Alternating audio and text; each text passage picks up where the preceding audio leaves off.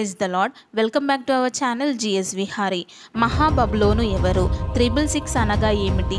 ఈ ప్రశ్నలు బైబిల్ చదివే వారికి కొత్తేమి కాదు. ఈ 666 అనే నంబర్ మొట్టమొదటిగా అపోస్తులుడైన యోహాను రాసిన ప్రకటన గ్రంథంలోని 13వ అధ్యాయంలో చూస్తాం. అయితే ఈ నంబర్ ఏమిటి?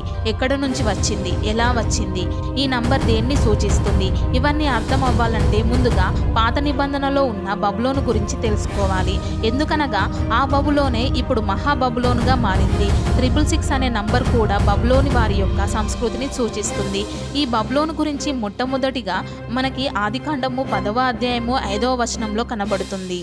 ఈ వచనములో జాతులు, వంశాలు, భాషలు బాబేలు గోపురం దగ్గర నుండే వేరయ్యాయని దేవుని వాక్యం చెబుతుంది. ఆదికాండము 11వ అధ్యాయంలో వారు ఎక్కడికి చెదిరిపోకుండా ఆకాశాన్ని తాకేలా ఉండే ఒక ఎత్తైన గోపురాన్ని కట్టాలి అని పూనుకున్నారు. అప్పుడు దేవుడు వారి భాషలను తారుమారు చేశారు. అదే బాబేలు గోపురం. బాబేలు అనగా తారుమారు అని అర్థము. ఆ కాలంలో నాటి బబులోను మనం ఇప్పుడు చూస్తున్న ఇరాక్ ప్రదేశాలుగా ఆర్కియాలజీ పరిశోధకులు కనుగొన్నారు. ఇప్పుడు బబులోను ప్రజలు బ్రతికి లేకపోవచ్చు, కానీ బబులోనియుల యొక్క స్వభావము ఇప్పటికీ భూమి మీద పనిచేస్తుంది. ఇప్పుడు మనం చూస్తున్న ఈ ఎత్తైన భవన నిర్మాణాలు కట్టాలి అన్న కోరిక, స్వభావము బబులోను నుండి వచ్చినవే. ఉదాహరణకు దుబాయ్లోని బుర్జ్ ఖలీఫా 828 మీటర్ల ఎత్తు మరియు 160 కంటే ఎక్కువ అంతస్తులతో రికార్డును కలిగి ఉంది. ఈ కాలంలో మనం చూస్తున్న మనిషికి ఘనతకు తెచ్చిపెట్టే ఈ అతిపెద్ద విగ్రహాలు కూడా బబులోను స్వభావమే. ఇలా ప్రపంచం మొత్తం ఎన్నో ఉన్నాయి. ఇలా ఎత్తైన నిర్మాణాలు కట్టే విధానం బబులోను సంస్కృతిని జ్ఞాపకం చేస్తుంది. అలాగే ఈ బబులోనులో యెహోవా ఎదుట పరాక్రమశాలి అని పేరు పొందిన ఒక వ్యక్తి ఉన్నాడు. అతనే నిమ్రోదు. చరిత్ర ప్రకారం ఈ నిమ్రోదు ఎవరంటే తన సొంత తల్లిని పెళ్లి చేసుకున్న మూర్ఖుడు. నిమ్రోదు తన సొంత తల్లి సెమిరామిస్ను వివాహం చేసుకున్నాడు. ఆమె బబులోని యొక్క మొదటి దేవత రాణి, నిమ్రోదు మొదటి దేవత రాజు. వారు సాతానుకు ఆరాధనలో శిశువులను బలిచ్చారు. అగ్నిగుండం మీద నడవడం నేర్పారు. ఈ లేఖనాలను గమనించండి. లేవికాండము 18వ అధ్యాయము 21వ వచనము, ఇర్మియా గ్రంథము 32వ అధ్యాయము 35వ వచనము, లేవికాండము 20వ అధ్యాయము 2-4 వచనాలు. నోవాహు యొక్క 3 కుమారులలో ఒకరైన షేము కోపంతో నిమ్రోదును చంపి అలాంటి అసహ్యమైన పాపాలు ఇంకా ఎవ్వరూ చేయకూడదని ప్రజలను హెచ్చరించాడు. నిమ్రోదు భార్య అయిన సెమిరామిస్ తాను ఒక అన్యమతాన్ని క్రొత్త రూపంలో ప్రవేశపెట్టడానికి ఆలోచన చేసింది. ఆమె భర్త మరణించిన చాలా కాలం తర్వాత సెమిరామిస్ గర్భవతి అయింది. ఇక్కడ నుండే సెమిరామిస్ యొక్క అన్యమతం మొదలైంది. స్త్రీని దేవతగా ఆరాధించడం ఈ బబులోనులోనే మొదలైంది. సెమిరామిస్ ఆమె ఆ విధంగా గర్భవతి అవ్వడానికి గల కారణం చనిపోయిన నిమ్రోదు సూర్యునిలోకి వెళ్ళి ఆ కిరణాలు తన మీద పడడం వలన గర్భం ధరించాను అని ప్రచారం చేసింది. తన భర్త సూర్యదేవుడు అని ప్రచారం చేసింది. తర్వాత సెమిరామిస్కు ఒక బిడ్డ పుట్టాడు. అతనిని తమ్మూజు అని పిలిచేవారు. కొంతమంది చనిపోయిన నిమ్రోదే మళ్ళీ పుట్టాడు అని కూడా అనుకునేవారు. సెమిరామిస్ చనిపోయిన తన భర్త నిమ్రోదు సూర్యదేవుడని, నిమ్రోదు భార్యగా ఆమె దేవత అని ప్రకటించింది. తాను స్వర్గం యొక్క రాణి అని, ఆమెను ఆరాధించాలని ప్రకటించింది. ఇర్మియా గ్రంథంలో స్వర్గపు రాణికి పిండి వంటలు చేసి నైవేద్యంగా పెట్టేవారు అని వ్రాయబడి ఉంది. ఇలా దేవతలకు నైవేద్యం పెట్టే ఆచారం బబులోను నుండే మొదలైంది. మరియు ఆమె చనిపోయి చంద్రుడిలోకి వెళ్తుంది అని, ఆమె భర్త సూర్యునిలో ఉన్న సూర్యదేవుడు అని అందరినీ నమ్మించింది. ఇక్కడే సూర్యచంద్ర ఆరాధనలు, సూర్య నమస్కారాలు ప్రారంభమయ్యాయి. ఇక్కడే బహుదేవత ఆరాధన మొదలైంది. ఇప్పుడు బబులోనులో 3 దేవుళ్ళు ఉన్నారు: సెమిరామిస్, నిమ్రోదు, తమ్మూజు. వీరే బబులోను నాగరికత యొక్క త్రిమూర్తులు. పాత నిబంధనలో అన్య దేవతలుగా కనబడిన పేర్లు వీరివే. వీరే అష్టారోతు, బాల్ అనగా బయలుదేవతగా పిలువబడ్డారు. బయలుదేవత అనగా సూర్యదేవుడు. నాగరికత మారే కొద్దీ వేరే పేర్లతో పిలువబడ్డారు. ఇక్కడ చూపిస్తున్న ఈ వచనాలను గమనించండి. పాత నిబంధనలో బబులోను ప్రజలు చేసిన సూర్య ఆరాధనలు ఇర్మియా గ్రంథము 50-51 విగ్రహాలను, బొమ్మలను ఆరాధించేవారు. చేసేవారు. యెహెజ్కేలు గ్రంథము 8వ అధ్యాయము 14-16 వచనాలు సూర్య నమస్కారాలు, దిక్కులను నమ్మే ఆచారాలు, అన్యదేవతల కోసం అంగలార్ప చేసేవారు.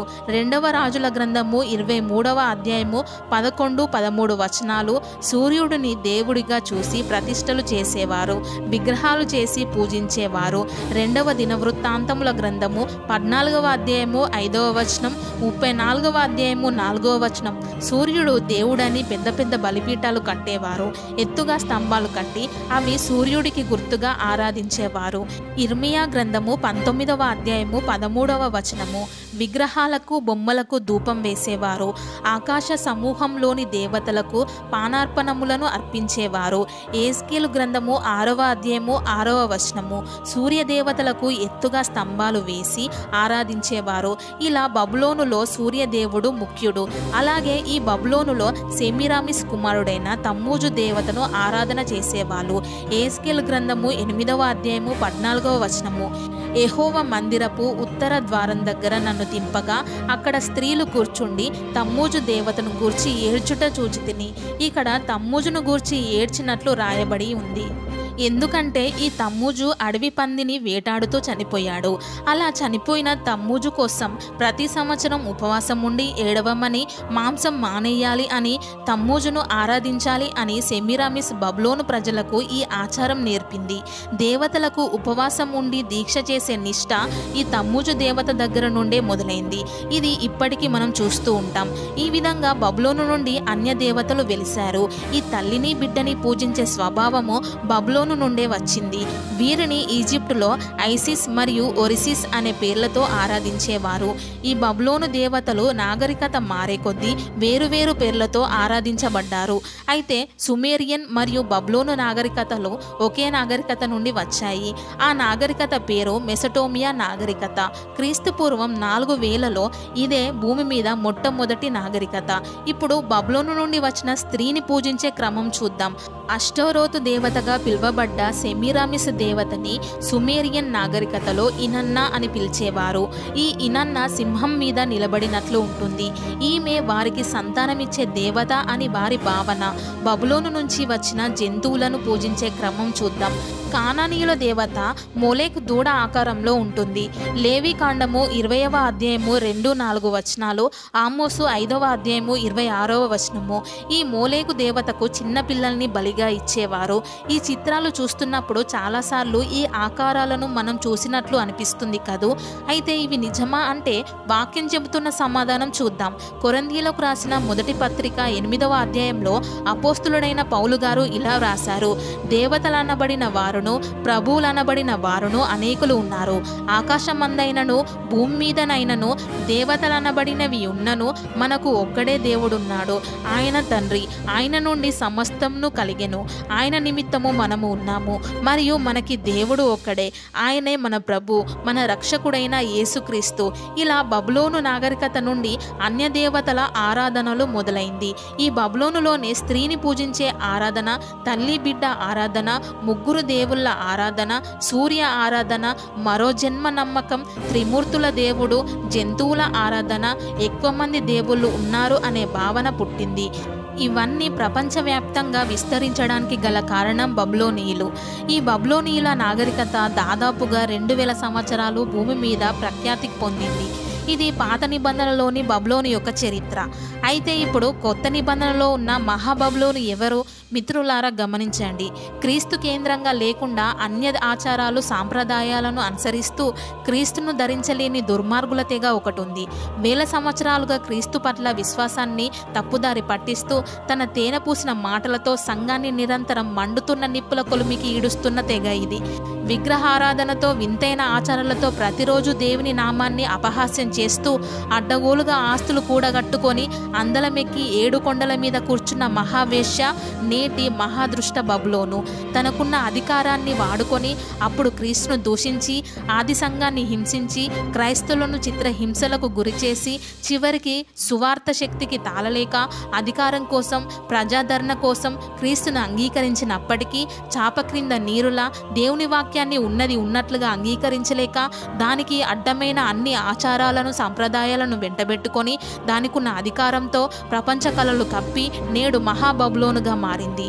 అప్పుడు వారికున్న అధికారంతో మొదటి రాకడలో వచ్చిన ప్రభువును సిల్వకు వేసి చంపేశారు. ఇప్పుడు క్రైస్తవులము అని ముసుగు ధరించి మందలో చేరిన తోడేళ్లలా దేవుని వాక్యాన్ని పరిశుద్ధాత్మ మాటల్ని చంపుతున్నారు. ఎంతోమంది బైబిల్ పండితులు, దేవుని ఆత్మతో నింపబడిన సేవకులు నొక్కి మరి చెప్పిన క్రొత్త నిబంధనలో రాయబడ్డ ఆ మహాబబులోను రోమన్ల తెగ. ఈ రోమన్లు క్రీస్తు సంఘంలో చేసిన గలిబిలి అంతా ఇంత కాదు. ఇది ఒకప్పుడు జరిగిన, ఇప్పటికీ జరుగుతున్న యథార్థపు రక్తపు గాథ. గొర్రెతోలు కప్పుకున్న తోడేళ్లు మందలు కలిశాయి. వేల ఏళ్లగా మందను తింటూ తన రక్తపు ఆకలిని తీర్చుకుంటున్న తోడేళ్ల కథ. ఆత్మలను అగ్ని కర్పించే అపవాది సాతాను అల్లిన కథ. రోమన్ల రక్త చరిత్ర ఇది. ఈ రోమన్లు జరిగించిన రక్త చరిత్ర గురించి పూర్తి ఆధారాలు వివరంగా తర్వాత వచ్చే వీడియోలో తెలుసుకుందాం. గమనించండి, దేవుడు బయలుపరుస్తున్న ఈ విషయాల్లో వ్యక్తిగత ద్వేషాలు కానీ, సంఘాలను సంస్థలుగా మార్చిన వారిపై కక్షలు కానీ మాకు లేనే లేవు. ఒకవేళ సత్యము మిమ్మల్ని నొప్పిస్తే మీరు సరైన మార్గంలో లేరని గుర్తించి ఆలస్యం చేయకుండా ప్రార్థించగలరు. ఈ అంత్య దినాల్లో మా తోటి వారైన మీరు మెలకువ కలిగి ఉండాలని మా ఈ చిన్ని ప్రయత్నం. దేవుని ఆజ్ఞలను, అపోస్తుల బోధన దాటి ఎవరు ఏది చెప్పినా బోధించినా అది వ్యర్థం. ఆత్మస్వరూపి అయిన దేవుణ్ణి ఆత్మతోనూ సత్యముతోనూ ఆరాధించడమే మన ఏకైక లక్ష్యమై ఉండాలి. క్రీస్తు మన జీవితాలకు మార్గమై ఉండాలి. ఆ మార్గము మాత్రమే నిత్య జీవమని గమనించండి. ఆమేన్. సో చూశారు కదా, ఈ వీడియో కనుక మీకు నచ్చినట్లయితే లైక్ చేయండి, షేర్ చేయండి, అలాగే మా ఛానల్ని సబ్స్క్రైబ్ చేసుకోండి. ఇంతవరకు చూసినందుకు thank you. Praise the lord.